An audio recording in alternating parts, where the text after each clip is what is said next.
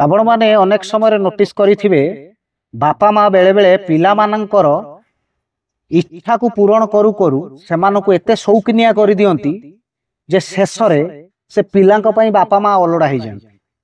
एक कथा कहिबार अर्थ जे बापा माँ पिला को सबु बेले भल देबा भल जिनिस देबा भल जगह पाठ पढ़ाइबा भल आरामदायक जीवन बितेइबा पई सबु बापा माँ चेष्टा करि थांती, किंतु एहारी भितरे पिलांकु केबे भी सेमाने शिक्षा देई न थांती जे ए सब आरामदायक जीवन पई केते संग्राम करने को पड़ुची से बापा माँ को तांको जीवन रे बा केते संग्राम से बापा करी तापरे पिला को आरामदायक जीवन देउची।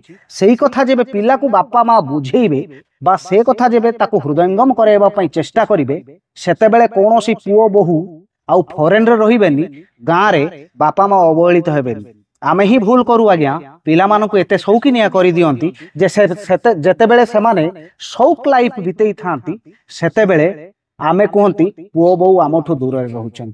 आमे तो प्रथमे शिखेई नाहंती जे वास्तव रे परिवार रो भल पाइबा कौन बाप माँ प्रति कौन अवदान रहिबा जरूरी से कथा आमे शिखेई नाहंती। आजिठू चलंतु ना ए कथा प्रतिटी पिलांकु आमे शिखेइबा वास्तव रे केते परिश्रम करी बापा पुओर सबु स्वप्न को साकार करिबा दिगरे लागि पड़ी थाए।